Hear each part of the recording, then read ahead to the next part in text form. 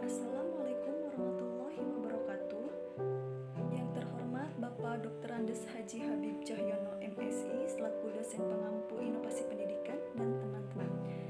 Izin memperkenalkan diri, nama saya Asnah, Prodi PGSD kelas 6A. Di sini saya akan mempresentasikan PPT hasil tugas dari modul 1 sampai 3. Di sini ada modul 1, konsep dasar inovasi pendidikan, inovasi, discovery, dan invensi. Yang pertama ada inovasi. Inovasi ialah suatu ide, barang, kejadian, metode yang dirasakan atau diamati sebagai suatu hal yang baru bagi seseorang atau sekelompok orang atau masyarakat, baik itu berupa hasil invention maupun discovery. Yang kedua ada discovery. Discovery adalah suatu penemuan sesuatu yang sebenarnya benda atau hal yang ditemukan itu sudah ada, tetapi belum diketahui orang. Yang terakhir ada invensi. Invensi adalah suatu penemuan sesuatu yang benar-benar baru, artinya hasil kreasi manusia. Di sini ada inovasi dan modernisasi. Inovasi dan modernisasi keduanya merupakan perubahan sosial. Perbedaannya hanya pada penekanan ciri dari perubahan itu. Di sini ada inovasi pendidikan. Pengertian inovasi pendidikan adalah pembaharuan dalam bidang pendidikan berupa ide, barang, metode yang merupakan hasil invensi atau discovery yang digunakan untuk mencapai tujuan atau untuk memecahkan masalah pendidik.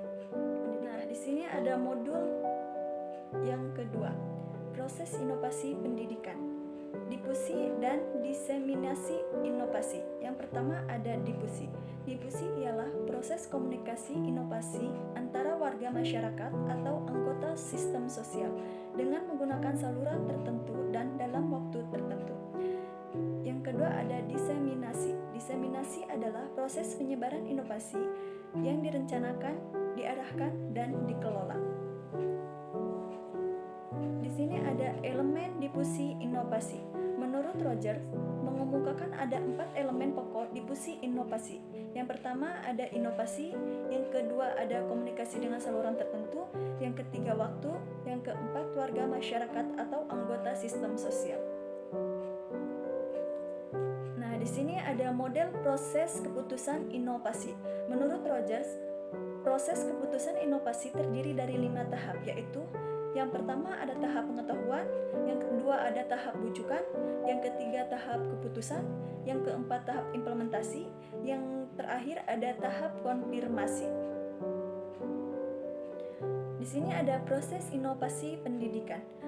Proses inovasi pendidikan adalah serangkaian aktivitas yang dilakukan oleh individu atau organisasi, mulai sadar tahu adanya inovasi sampai menerapkan atau implementasi inovasi pendidikan.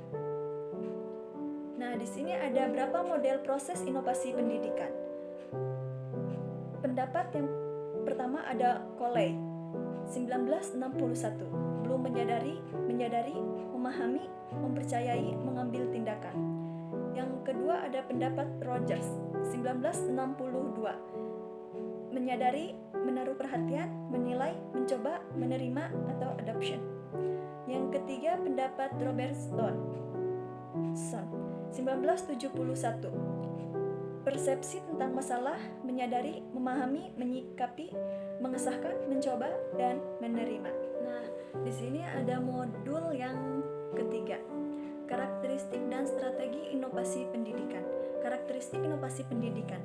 Karakteristik inovasi menurut Rogers yaitu yang pertama keuntungan relatif. Keuntungan relatif yaitu sejauh mana inovasi dianggap menguntungkan bagi penerimanya. Status sosial atau gengsi, kesenangan, kepuasan, atau keuntungan yang lain. Yang kedua ada kompatibel.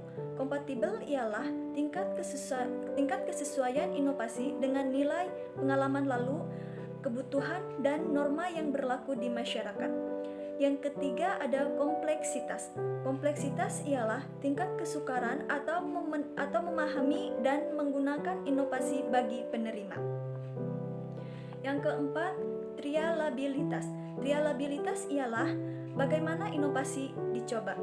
Yang terakhir ada dapat diamati. dapat diamati ialah mudah tidaknya diamati suatu hasil inovasi. Nah, di sini ada strategi inovasi pendidikan. Yang pertama, strategi fasilitas. Yang kedua, strategi pendidikan. Yang ketiga, strategi bujukan. Yang keempat, strategi paksaan. Yang pertama ada strategi fasilitas, yaitu pencapaian tujuan perubahan atau inovasi dengan mengutamakan penyediaan fasilitas dengan maksud agar program perubahan sosial akan berjalan dengan mudah dan lancar. Yang kedua ada strategi pendidikan. Dengan menggunakan strategi pendidikan berarti untuk mengadakan perubahan sosial dengan cara menyampaikan fakta dengan maksud orang akan menggunakan fakta atau informasi itu untuk menentukan tindakan yang akan dilakukan. Yang ketiga, strategi bujukan. Pencapaian perubahan dengan cara membujuk atau merayu agar sasaran perubahan atau klien mau mengikuti perubahan sosial yang direncanakan. Yang terakhir ada strategi paksaan, yaitu dengan cara instruksi kepada klien atau sasaran perubahan untuk mencapai tujuan perubahan. Apa yang dipaksa merupakan bentuk dari hasil target yang diharapkan. Sekian dan terima kasih. Mohon maaf bila ada kesalahan.